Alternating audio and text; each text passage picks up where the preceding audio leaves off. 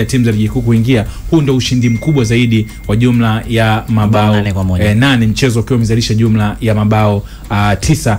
Kocha Max alizungumza Stand kwenye ile game walipaswa kuingia kwa heshima, kwenda kumheshimu Young Africans na kuingia na mfumo wa kukaba zaidi. Game ilikuwa ya aina gani kabla ya kurudi kwa kocha Maxi na mpaka tukashuhudia kipigo kizito zaidi mpaka hivi sasa? Nafikiri kuna eneo uzoefu wa wachezaji wa Stand na benchi lake la ufundi liliathiri mchezo, kwa sababu ukiangalia setup ya kwanza kabisa ambayo upande wa Stand ulianza nao, walitengeneza mistari ya ulinzi nyuma ya Yanga kama mitatu. Mwanzo ilikuwa inawia ngumu kwa dakika 15 za kwanza kuwaona Yanga wanawezaje kuifungua ngome ya ulinzi ya upande wa Stand. Lakini hiyo ilikuwa bila mpira, with the ball ama wakiwa na mpira. Ni kama kocha aliamua kurejea kwenye aina yake ile ya namna anavyotengeneza shambulizi yake. Walianza kuanzia nyuma, wakitafuta namna ya kupiga pasi za kuhakikisha wanafika kwenye eneo la katikati na kutengeneza mashambulizi. Baada enough kwenye eneo la katikati, nguvu iliyokuwa kubwa kutengeneza kiwemo Max pamoja na Duka Boya na wengine ambao walikuwa eneo hilo, iliwazidia upande wa Stand. Kwa mashambulizi yao walikuwa nakufa eneo la katikati, hawafiki kwa kiwango kikubwa kwenye eneo la ulinzi.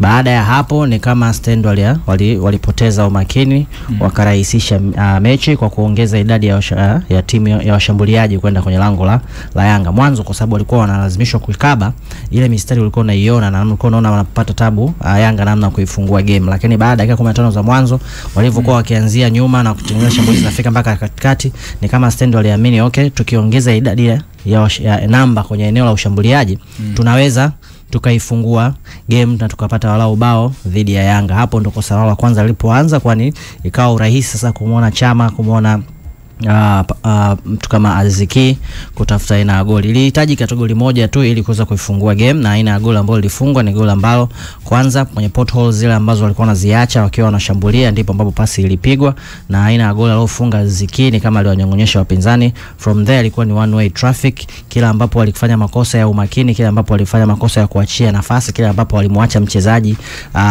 wa Yanga bila kumark, ndipo ambapo walipoweza kufanya maamuzi ambayo kwao yalikuwa yana athari lakini yana faida kwa upande wa Yanga. Kudos kwa mchezaji ambaye katika michezo ya nyuma hakuonekana kutokana na majeraha, lakini akarejesha baada ya mechi mbili tu amefunga mabao 4 na kutengeneza mabao 2. Ile ilionyesha Stefan Ziziki kwamba okay, pamoja mlikuwa mnapakome hapa mkamrejesha Chama anaonekana anacheza, lakini mwenye timu ufunguo wao ni mimi. Haina magoli walikuwa wanafunga bao la kwanza, namna alivyo escape kwenye backline right behind the defenders na kafunga lile bao.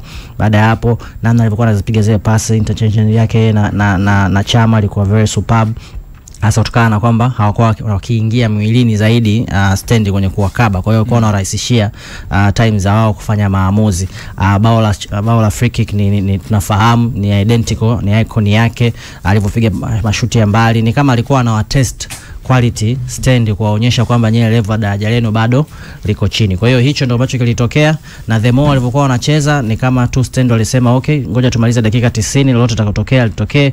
Na wachezaji walioingia kipindi cha pili ambao hawapati nafasi mara nyingi, mtu kama Musonda alikuwa na uwezo wa kufunga magoli mengi, japokuwa amefunga bao moja. Kwa hiyo game ilikuwa one way traffic kuanzia dakika ya 16 ya mchezo mpaka dakika ya 90. Mpaka dakika ya 90 mchezo unaonekana kuwa upande mmoja. Wakanda goli 8 ni goli nyingi sana. Yeah. Lakini Aziziki alionekana kama ana enjoy game jinsi ambavyo ilikuwa inakwenda. Kafunga goli 4 peke yake, kuangalia individual brilliant kutoka kwa mchezaji mmoja. Kratos Chota Chama pia anaweka kamba 2, naona Musonda. Inawezekana klasi pia kwenye hii game iliweza kuonekana, na mimi nilitania tu kwamba saizi kipimo cha ubora wa timu cheza na Young Africans tukuone, maana wanaonekana hawana huruma, yani wao wanamaliza kila kitu. Hata team selection jana kuna muda kama iliwashtua watu, jamani Stand mnapaka kikosi hiki, kelezi kawa nyingi na wakaweza kuonyesha. Ya kwenye engo ya class ilikuwa ni vita ya men versus boys. Young Africans kwa namna ambavyo waliingia uwanjani, determination yao, ule umwamba ambao walionyesha against Stand United. Kwa namna moja au nyingine ulikuwa ukiangalia Stand alikuwa anakuwa underdog kuanzia kwenye lineup ilivyopangwa mpaka dakika ya kwanza firimbi inapulizwa. Mistakes walizokuwa wanazifanya zote zilipelekea wao kuadhibiwa. Katika kitu ambacho nimekuwa nikikisema sana hapa, Tanzania hamna timu ambayo ipo comfortable kufanya build up ikiwa inacheza na Yanga, build up from the back. Yanga ndio timu pekee Tanzania yenye audacity ya kukupress na watu watano. Watakupress mshambuliaji wao kinara, watakupress wale viungo wao watatu washambuliaji, alafu watakuja kukupress kiungo namba 8. Meaning hapo tayari una idadi ya watu watano ambao wote wanataka kukupokonya mpira kwenye eneo lako. Na faida ambao wanaipata wakikupokonya mpira, kwa sababu wako wengi na wako karibu na lango lako, hawahitaji kupiga pasi hata 10. Pasi 3 tu tayari wameshafika kwenye box. Wakifika kwenye box wana watu ambao wanakufunga magoli ya kila aina. Clatous Chota Chama anaweza akaimpose composure, akakupunguza kwenye box, akapress, akakufunga. Stefan Aziz jana pia na ikaonyesha ile composure, akafika kwa goalkeeper, amempunguza goalkeeper, ameupress mpira golini.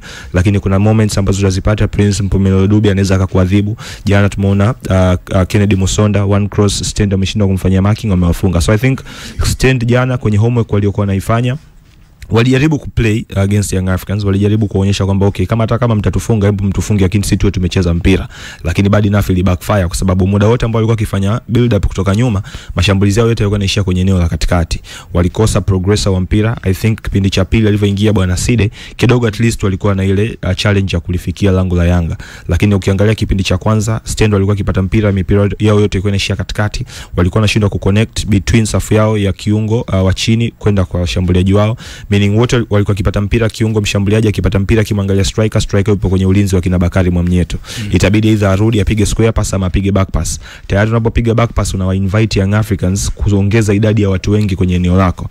Angalia jana hata muda ambao Stand anapata goli, Yanga nyuma walikuwa na wachezaji watatu tu. It means wachezaji 7 wapo kwenye eneo la Stand United. Tayari Yanga ukisha wa invite wakacheza 7 kwenye eneo lako, what do you expect? Kwa hiyo maana ukiangalia Yanga faida walikuwa naipata, angalia hata muda ambao walikuwa naunda mashambulizi, walikuwa napata hiyo luxury ya kupigana hata pasi 3 4 5, watu wawili tu wanapasiana. Stand mpaka ajaribu kuclose lile gap. Watakaposogea kuna eneo analiacha Young Africans na progress mpira kwenye yale ile maeneo ambayo Stand alikuwa anayaacha. Kwa Stand akanajikuta kwamba wako kwenye rotation ya pata mpira warudishie Yanga, pata mpira warudishie Yanga. Kwa Young Africans kwenye kila nafasi ambayo walipata jana wakafanikiwa kuweka kambani. Lakini bad enough performance za baadhi ya wachezaji wa Stand, kwangu mimi I think kama goalkeeper Stand angekuwa at least ana 50 ya 100, labda jana angepunguza idadi ya magoli. Kuna goals zingine kafungwa, mfano ile free kick ya Stefan Aziz direct mistake kwake. Kuna ile strike ya nje ya box ya Stefan Aziz straight inarudi mistake ya goalkeeper. So I think kuna sehemu defense line ya Stand kiongozwa na goalkeeper walifanya mistake, lakini utarudisha bado credit kwa Young Africans. Vita ya men versus boys, Yanga amefanikiwa kuwa shujaa. Tukitazama Young Africans ana fuzu kwenye nusu finali yake ya 5 mfululizo. Wao wakiwa mabingwa mara 3 mfululizo katika misimu hii 4 iliyopita. Wamechukua ubingwa mara 3 mfululizo. Mara mwisho walipoteza msimu wa 2021 ile finali ya Kigoma. Walipoteza. Baada hapo wamechukua ubingwa mara 3. Kwa mazingira namna ambavyo yalivyo na timu nyingine ambazo zimefuzu sasa, kwa maana ya Simba, JKT pamoja na Singida Black Stars, Young Africans wakiwa ndo mabingwa watetezi na wote tunasema hicho kionyesha jana ni klasi ya juu. Maana yake ana nafasi nyingine kubwa ya kutetea ubingwa kwa msimu wa 4 mfululizo. Kwenye hizi timu 4 ambazo zimeingia nusu finali, mtu ambaye anapata luxury ya ubora, anapata luxury ya ratiba ni Young Africans. Yanga utampa nafasi ya kusimama nafasi ya kwanza kutetea taji lake kwa sababu ya hiyo luxury ya ubora alionao, lakini pia hata ratiba inamruhusu na mashindano mawili tu, ligi kuu pamoja na hii CRDB. Ligi kuu imebakiza fix ya 4, labda kama kutakuwa kuna hiyo fix ya dabi itakuwa ni ya 5. Ukiangalia spaces baina ya fixtures za Young Africans na hizi CRDB zitachezwa lini, kuna hiyo luxury na hiyo ipo. Minne bila dabi. pamoja na dabi ni michezo 5. Yanga cheza 25? Yes, Yanga amecheza 25. Pamoja na dabi ndio inakuwa hizi minne ambayo ipo kwenye ratiba, unabaki wa moja wa dabi. Kwa hiyo ukija kuangalia au nimeweka pending. Ule nimeweka pending sababu hujulikani na hauwezi ukachezwa mwezi wa 5 baadaye. Unafuata mamlaka. Ya hawezi pia hata mamlaka wameweka 25. Ya hauwezi ukachezwa mwezi wa 5. Huo itabidi tuupeleke mwezi wa 6 sababu ya ratiba. Kwa hiyo ukimwangalia Yanga ndio na hiyo luxury ya ratiba pamoja na ubora. Ukija kumwangalia mtu mwingine ambaye unaweza kumpa na faida ya kuwa bingwa labda Simba Sports Club, kinachomlimit Simba ni fixture alionayo. Nilikuwa na hapa siku ile ratiba hapa ndani ya siku 40 Simba anatakiwa kucheza mechi 14. Katika hizo mechi 14 nusu finali na game against Singida ambayo tarehe 14 anacheza, tarehe 17 tena anacheza na Singida huyo. Kwa unaona ndani ya ndani ya masaa 72 anacheza na mpinzani mmoja twice, lakini kutokea tarehe 1 mpaka tarehe 30 Simba atakuwa anacheza kila baada ya wastani wa siku 2. Kwa hiyo kwenye hiyo luxury ya ratiba Simba hana hiyo room ya kwanza kusema okay labda achezeshe kikosi bora kwenye michuano yote, CRDB pamoja na Confederations Cup pamoja na ligi kuu. Kwa hiyo kuna sehemu yawezekana Simba either kukaingia fatigue kwenye timu yao, waka lose ubora kwenye baadhi ya michezo, wakaja kuadhibiwa. Lini atadondosha I don't know, lakini kwangu nikizingatia hizi factor mbili na simpi Simba nafasi kubwa mbele ya Yanga kutoa ubingwa. Singida Black Stars yeye kinachomlimit ana fixture nzuri, ratiba yake inamruhusu kwa ubora kabisa kuweza kuchallenge, lakini Singida ambacho nitamwekea hapo, Singida sio bora kama Simba. Simba akiwa bora tu kwenye game against Singida, Simba anaweza kumfunga Singida. Kwa Singida anaingia kwenye nafasi ya 3 ya timu ambazo zinaweza kuchallenge ubingwa wa CRDB Federation Cup. Wanne ni JKT. Huyu tunasubiri kudra za Mwenyezi Mungu pamoja na yale maajabu ya mpira. Kwangu mimi essence ya ubora JKT sio bora kuliko wao wote. Kwa hiyo hapa ndo tunabaki tuna ile tunasema tunaupa heshima mpira kwamba JKT anaweza akaenda kwenye dakika 90 akafanya chochote kitu. Ndani ya zile dakika 90 anaweza akaja na plan ambayo ni nzuri, akawa challenge Young Africans, akamtoa Yanga, atakayekutana naye finali anaweza akafanya the same thing. Lakini tukija kwenye knowledge ambao nimekuwa nikigenerate kwa mpira wa Tanzania, mpinzani pekee ambaye anaenjoy kucheza na Yanga ni Simba, mpinzani pekee anaenjoy kucheza na Simba ni Yanga. Hawa wengine wote ndo huwa tunasema kwamba mpira tuone mpira utaamua nini kwenye mchezo husika. Majani, na wewe unasimama na Wakanda kwamba nafasi ya Yanga kutetea ubingwa kama Opta tu amesema bwana Arsenal hii 87% kwenda. Sisi kwa hiyo na wewe unaweza kujimaliza hapa, Yanga kutetea ubingwa kwa msimu wa 4 unampa asilimia ngapi? 90. Unampa asilimia 90. Yes. Moja ya sababu kubwa ni kwanza unafahamu, unajua tukio tunazungumza mpira kwenye saha kiufundi, tunaangalia mentality wise. Yanga hivi sasa kama taasisi ni hawana kitu cha kwenda kuwapelekea mashabiki wao. Zaidi ya kuhakikisha wanabakisha makombe ambao wao wameyapata. Na hii inatokana na ukweli kwamba soka la nchi hii ni Simba na Yanga. The more ambavyo Simba wanaendelea kuprogress kimataifa, hype ya wao wanafanya makubwa, japokuwa hawapo kwenye ubora kwenye ligi dhidi ya Yanga ambaye yupo kinara, inakuwa ni kubwa sana kwenye ukubwa wa stage ambayo Simba yupo, tofauti na stage ambayo Yanga yupo, kwamba Yanga ligi kuu ni local competition. Yes, inakupeleka kimataifa, lakini local competition wewe huyo umemzidi kwa michezo, lakini umemzidi pia alama, akiweza kushinda ni alama moja. Lakini huyu ambaye anakufukuzia kwenye ubingwa kimataifa anafika heights ambazo wewe umeshindwa kufika kama Yanga. Yanga umetolewa mapema, huyu Simba kimataifa yupo nusu finali na anaonekana ana mwanga wa kuweza kufika finali. Sasa wewe kama Yanga taasisi, the only competitions ambazo unapaswa kuzisecure ili unapoenda kwa mashabiki wako wasema okay, tumekosa kombe moja au tumekosa kufika mbali kwenye michuano mmoja, lakini hii maintain na tuna mipango ya kuendelea kuwa mbele. Unaweza kuisema kama ukiwa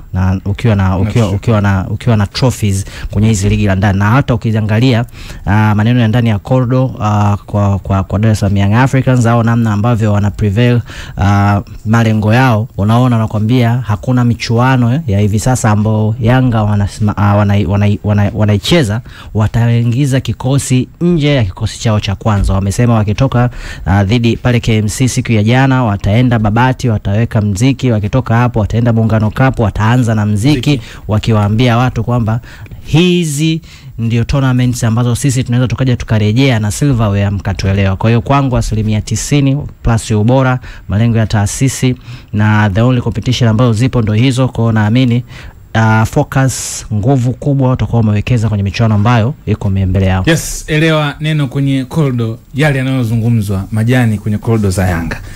Bwana ndivyo tunachukua maneno ya msingi tu. Huyu ni mtu wa koridoni. Huyu ni mtu kabisa. Majani anasikia huko hatupangi hatucheki na wote. Ndio maana jana dhidi ya Stand unaona Diara watu